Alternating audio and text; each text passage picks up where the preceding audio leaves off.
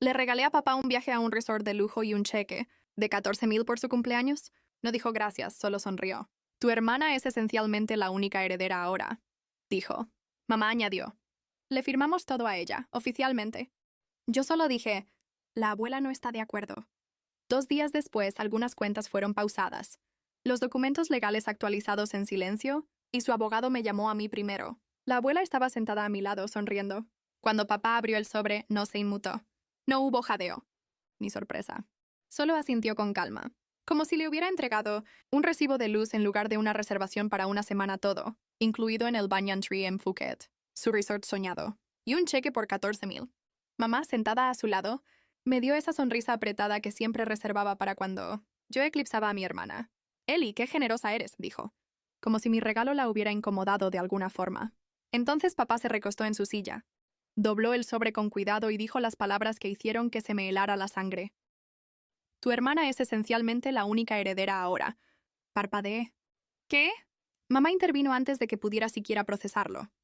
Le firmamos todo a ella, oficialmente. Me quedé ahí sentada. La cena de filete con la que los había invitado de pronto se volvió ceniza en mi boca. Había manejado 4 horas solo para estar allí. Pasé semanas planeando la sorpresa, haciendo cuentas, sacando de mis ahorros porque, a pesar de todo, aún quería creer que yo importaba. Los miré. Esos rostros distantes, satisfechos. Y dije en voz baja, la abuela no está de acuerdo. Fue entonces cuando el tenedor de mamá se detuvo en el aire. La sonrisa de papá tembló apenas. 2 días después recibí una llamada. Del abogado de ellos. Hola, tenemos que hablar, dijo. La abuela estaba sentada junto a mí, tomando té. Se inclinó y susurró. Es hora de ajustar los papeles. Sonrió. Y por primera vez en años yo también. Creciendo, siempre pensé que la lealtad era la moneda del amor. Yo pagaba con obediencia, silencio y sacrificio. Ellie, en cambio, pagaba con presencia. Eso era todo lo que ella tenía que hacer, existir. Y de alguna manera, eso era suficiente. Ella era la hija milagro, la que mamá casi pierde durante un parto complicado, la que tenía su foto colgada 3 veces en el pasillo, en 3 marcos distintos, mientras que la mía estaba en un solo álbum polvoriento guardado en un cajón. Ella lloraba y recibía joyas. Yo lloraba y me decían que me aguantara, no importaba cuánto diera. Cuando el negocio de papá sufrió durante el COVID, ¿quién envió $10,000 para que pudiera seguir pagando las cuentas? Yo. Cuando mamá necesitó trabajo dental de emergencia pero no quería tocar su fondo para vacaciones. Eso también salió de mis ahorros. Nunca pedían directamente. No hacía falta. Bastaba con una llamada, un suspiro, un comentario cuidadosamente lanzado como, bueno, supongo que cancelaremos el viaje que estábamos planeando. A menos que ocurra un milagro. Yo me convertía en ese milagro, una y otra vez. Mientras tanto, Ellie estaba ocupada encontrándose a sí misma en Bali, Marruecos e Islandia, un retiro de yoga a la vez. No había tenido un trabajo de tiempo completo en 6 años. Su último intento fue una tienda en Etsy que vendía piedras, pintadas durante 3 meses. Una vez recibió una donación por PayPal de 3,000 de parte de papá, porque emprender es difícil. La peor parte, que yo lo permití. Me repetía a mí misma. Tú eres la responsable. Solo necesitan ayuda hasta que las cosas se estabilicen. Pero nunca se estabilizaron. Solo se volvieron más cómodos recibiendo. Cada cumpleaños me superaba a mí misma. Piezas nuevas para la camioneta de papá. Un fin de semana de spa para mamá. Supermercado, reparaciones, incluso suscripciones de streaming. Todo lo pagué yo. ¿Y Ellie? Ella llegaba con una botella de vino barato y un palo para selfies, y la elogiaban como si fuera la Madre Teresa. Y entonces llegó el cumpleaños de papá este año. El viaje al resort iba a ser mi último acto de amor. No un soborno, no una súplica, solo algo puro. Un regalo sin condiciones. Lo reservé con meses de anticipación. Negocié el precio. Incluso contraté un guía privado para sus caminatas y tratamientos de spa. Los 14,000 eran un gesto. Un puente. En lugar de un puente, me entregaron una bola de demolición. Le firmamos todo a Ellie. Así, sin más, sin advertencia, sin explicación, ni siquiera una conversación. No solo me excluyeron del testamento, me borraron. Papá ni siquiera me miró cuando lo dijo. Solo giró su copa de vino y siguió masticando. Como si habláramos del clima. Ellie ni siquiera estaba presente. No le hacía falta. Su ausencia era más fuerte que mi presencia. Ella ganaba por defecto, otra vez. Esa noche conduje a casa en silencio, los nudillos blancos sobre el volante, la carretera borrosa por la rabia, y ya ni siquiera estaba enojado con ellos. Estaba enojado conmigo mismo, por todos los años que pasé tratando de comprar su aprobación, por las 1000 maneras en que me retorcí para ser el buen hijo, el estable, el confiable. Pero algo cambió en mí en el momento en que dije esas palabras. La abuela no está de acuerdo. Verás, lo que mamá y papá no sabían era que la abuela, su propia madre, se había puesto en contacto conmigo el año pasado. Estaba envejeciendo, más lúcida que los dos juntos, y harta de cómo me trataban. Ella lo había visto todo. El favoritismo, el drenaje financiero. Tu hermana no es el problema, me dijo una vez. Tus padres lo son. Ella solo aprendió de ellos. Y entonces dijo algo que me sacudió por completo. Cambié mi plan patrimonial. Pronto entenderás por qué. Esa noche, después de la cena de cumpleaños de papá, la llamé. Le conté lo que había pasado. No dijo mucho, solo. Yo me encargo. 2 días después, comenzaron a congelarse sus cuentas. Su abogado me llamó, desesperado, sudando. Resulta que el fideicomiso familiar tenía unas cuantas cláusulas que habían olvidado. Cláusulas sobre las que la abuela tenía total autoridad. La firma oficial a favor de Ellie, bloqueada. El abogado me llamó a mí primero, porque la abuela me nombró albacea. Y eso fue solo el comienzo. El abogado tartamudeaba por teléfono. Parece que ha habido un malentendido. ¿Malentendido? Eso era Rich. Lo que realmente quería decir era, ya no tienen el control. Y eso nos está asustando a todos. Trató de suavizarlo. Dijo cosas como, es solo una retención temporal. Probablemente con resaca de su última ceremonia de sanación. La abuela no perdió el tiempo. Se sentó en la cabecera de la mesa, con una pila de carpetas frente a ella, como una jueza lista para dictar sentencia. Yo me senté a su derecha, el asiento que antes reservaban para Ellie. Empecemos, dijo. Papá carraspeó. Creo que aquí ha habido un exceso. La abuela ni parpadeó. No, ha habido una corrección. Mamá intervino. Esto es un asunto familiar. No podemos permitir que se altere el patrimonio. Es un asunto familiar, espetó la abuela. Por eso retomé el control. Ustedes pensaron que podían reescribir todo y excluir a mi nieto, la única persona en esta familia que realmente se ha encargado de cuidar a los demás. El rostro de mamá se puso manchado, rojo, nervioso. Nunca lo excluimos. Ustedes dejaron claras sus intenciones, dije con la voz firme. Me miraron a los ojos y me dijeron que Ellie básicamente ya era la heredera. Después de todo lo que hice, todo el dinero, todo el apoyo, me trataron como si nunca hubiera sido parte de esta familia, como si no tuviera derecho a nada. Lo siento. No te molestes. Los doctores están al 40% y todo está bien. Ellie bufó. Ay, por favor. Estás actuando como un mártir. Me giré lentamente hacia ella. Ellie, yo pagué tu consolidación de deudas hace 3 años. Me dijiste que era para cuentas médicas, pero eran deudas de tarjetas de crédito, de tus viajes, de tus ceremonias. Lo sé porque hice el pago directamente al prestamista. Y no dije nada. Se quedó callada. ¿Recuerdas la vez del reporte? Estos son los nuevos documentos, dijo la abuela. El fideicomiso familiar ahora lo lista a él como beneficiario principal. No a ustedes. A ninguno de los dos. Asintió hacia mis padres. Reescribí las cláusulas de distribución. También revocaré el poder notarial que me hicieron firmar con engaños hace 2 años. Su pequeño plan de jubilación está cancelado. Mamá soltó un jadeo. No puedes simplemente... ¿No puedo? Y lo hice, espetó la abuela. Y su abogado lo confirmó. Así que, ¿qué ahora? ¿Van a decir que los estoy castigando por todo lo que hemos construido juntos? Ustedes no construyeron nada conmigo, respondió la abuela con frialdad. Todo lo que les di fue por el bien de nuestra familia, y ustedes lo convirtieron en una máquina de derechos y vanidad. Ellie se levantó de golpe. Esto es ridículo. ¿Y qué? ¿Ahora él se queda con todo? ¿Le vas a dar la casa? ¿Las acciones? Eso no es justo. No, dije con calma. No estoy tomando todo. Solo lo que me corresponde. Mamá intentó una última jugada desesperada. Se volvió hacia mí, con lágrimas cayendo finalmente. Nunca quisimos hacerte daño. Pensamos que estarías bien. Tú siempre has sido el fuerte. Y ese es exactamente el problema, interrumpí. Trataron mi amor como si fuera infinito, como si pudieran exprimirlo hasta dejarme seco. Y aún así yo seguiría apareciendo con regalos. Pues ya no voy a aparecer más. Ya no soy su red de seguridad. Papá golpeó la mesa con la palma abierta. Ingrato. La abuela se puso de pie. A sus 90 años todavía dominaba la habitación como una general. No le vas a gritar. No en mi casa. No otra vez. Silencio. La abuela me miró y sonrió. Apenas un poco. Hemos terminado aquí. Y así, sin más, todo terminó. Ellos se fueron, envueltos en indignación e incredulidad. Pero yo me quedé.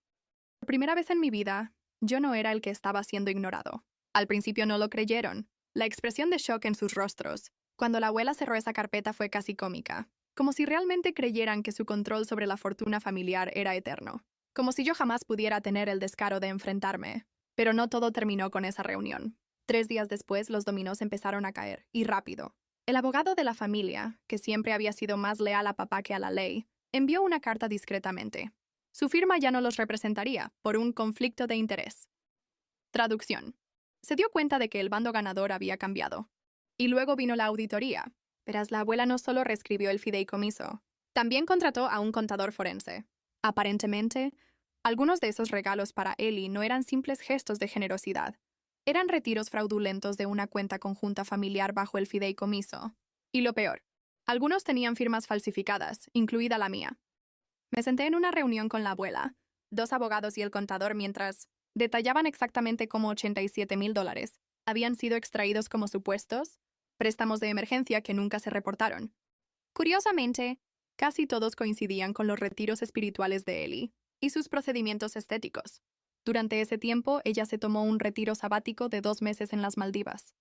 Los documentos no mentían. Yo no necesitaba venganza. La verdad estaba haciendo el trabajo por mí. Al final de esa semana, las cuentas de las que dependían mis padres estaban congeladas o reestructuradas. Esa cómoda jubilación que habían planeado, financiada por el fideicomiso, ahora era solo una fantasía. Tendrían que usar sus propios ahorros. Ya sabes, como la gente normal. Papá llamó una vez. Dejó un solo mensaje de voz. Espero que estés orgulloso de ti. ¿Orgulloso? No. Libre. Ellie, por otro lado, entró en modo colapso total. Publicó una historia de 12 partes en Instagram, llorando en su auto, hablando de cómo las estructuras familiares tóxicas siempre intentan silenciarla. Energía femenina poderosa, lo cual era hilarante, viniendo de la misma persona que... Una mujer que una vez me dijo que era demasiado sensible cuando le pregunté, ¿por qué nunca me pagó la laptop que le compré? La mejor parte, la sección de comentarios, estaba llena de personas confrontándola, porque yo publiqué los recibos. Literalmente, subí pruebas de pagos, correos electrónicos y pagarés firmados. Ni siquiera tuve que escribir una descripción. Las capturas de pantalla hablaban por sí solas. Sus seguidores espirituales se le volvieron en contra. La gente empezó a cuestionar su comportamiento en línea. ¿Justicia poética, no? Fue divina. Mientras tanto, mi vida no solo cambió, floreció. Me mudé al lugar que había estado observando desde hacía más de un año. Nada ostentoso. Solo un departamento elegante de 2 recámaras, con ventanas de piso a techo y un patio que capturaba la luz del sol de la mañana de forma perfecta. Lo compré de contado, sin hipoteca. La abuela insistió en transferirme una parte del fideicomiso de inmediato. Te has ganado tu paz, me dijo. Úsala sabiamente. Y eso hice. Tomé 2 meses libres del trabajo. Viajé solo por Italia, Grecia y Croacia. No por Instagram. No por presumir. Solo para sentir el sol en la cara, en lugares que nadie podía quitarme. No llamé a mis padres ni una sola vez. Ellos, sin embargo, sí siguieron intentando. Correos sobre cómo la familia debería mantenerse unida. Mensajes de mamá pidiéndome ayuda con gastos médicos inesperados. Una tarjeta de cumpleaños de papá firmada con un «con amor siempre», sin dirección de remitente. Demasiado tarde. Ellie hizo su último intento 6 semanas después. Se presentó en mi edificio, llorando. Esta vez sin gafas de sol. Sin maquillaje. Temblando, cruda, real. Necesito ayuda, dijo. Me cortaron. La abuela no quiere hablar conmigo. No me burlé. No grité. Solo abrí la puerta hasta la mitad y le dije, ahora sabes cómo se siente. Y la cerré. Rápido. Después de eso dejaron de intentar. Yo me enfoqué en mi vida. Finalmente mi propia vida. Inicié mi firma de consultoría. Contraté a 2 personas. Me expandí en 6 meses. Los clientes llegaron rápido. Referencias de boca en boca. De gente que valora la honestidad y la calidez. Como cuando visité a una vieja amiga que no había visto en años. Alguien de quien me había distanciado porque estaba demasiado ocupado siendo el banco emocional de mi familia. Nos reímos como si no hubiera pasado el tiempo. Y en un momento ella hizo una pausa mientras tomaba su café. Y dijo algo que me detuvo por completo.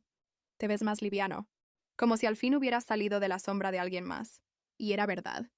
Había salido. Pero no estaba preparado para lo que vendría después. Todo comenzó con un mensaje de un nombre que no había visto en más de 2 décadas. Diana, la primera esposa de mi padre. Apenas la recordaba de niño. Papá no hablaba mucho de ella, salvo para decir que había abandonado a la familia. Pero ahora, ahí estaba, escribiéndome por LinkedIn, de todos los lugares. Leí algo sobre el negocio familiar en Internet. Pensé que deberías saberlo. Tienes otro hermano. Me quedé mirando la pantalla con el corazón acelerado. ¿Otro hermano? Acordamos encontrarnos. Una pequeña cafetería, terreno neutral.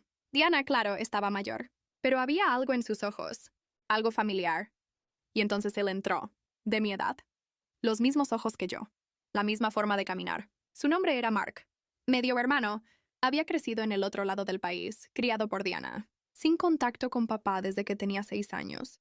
Diana no se había ido por crueldad, sino porque papá la había drenado, emocional y financieramente, justo como intentó hacer conmigo. Mark era su hijo de ese matrimonio. Y cuando ella se negó a firmar la cesión de su herencia para financiar otro de los fracasados proyectos de papá, él los cortó a los dos. ¿Te suena? Mark había seguido mi historia desde lejos. Vio cómo los esquemas financieros de papá y mamá se desmoronaban en Internet. Vio cómo me convertía en la nueva versión de ella. Alguien dado por hecho y luego descartado. Siempre me pregunté qué clase de persona criaría, dijo Mark, y resulta que alguien bastante más fuerte que él. Empujó algo hacia mí por la mesa. Una carpeta. La abuela no es la única que ha estado documentando todo. Dentro había correos electrónicos, fotos, registros de cuentas de hace décadas, pruebas de que la manipulación no había empezado conmigo, incluso sin mí. Todo había comenzado mucho antes, y me había seguido.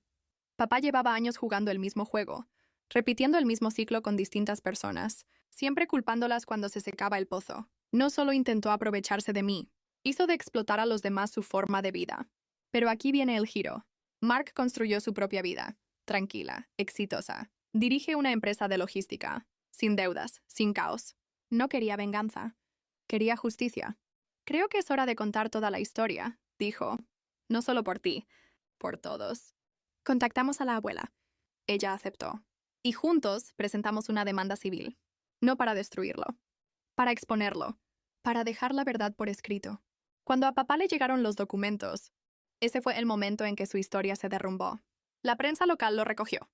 Consultor reconocido acusado de abuso financiero coercitivo en juicio familiar. Titulares. Vergüenza. La verdad cambió como lo veían. Y lo mejor, ya no podía tocarme, ni legal, ni financiera, ni emocionalmente. Estuve de pie en las escaleras del juzgado el día que presentamos la demanda, el sol cayendo sobre mí como si fuera vindicación. La abuela a un lado, Mark al otro. 3 generaciones, 3 sobrevivientes, 3 personas que dijeron basta. A veces, la justicia no llega en forma de cárcel ni de humillación pública. A veces es saber que la persona que intentó silenciarte ya no tiene poder. A veces es el silencio en tu casa, el que te ganaste. A veces es tu teléfono en silencio. Y tú sin extrañar la voz. Ya no estoy enojado. No guardo rencor. Ya terminé. No les debo nada. Ni un centavo. Ni una disculpa. Ni devolverles una llamada. Lo construí solo. Lo reclamé con la verdad. Y lo que sé ahora es esto. Nacer en una familia no significa que esa familia te haya elegido. Ser roto por ellos y aún así seguir en pie. Eso te hace tuyo. Y pienso quedarme así. Para siempre.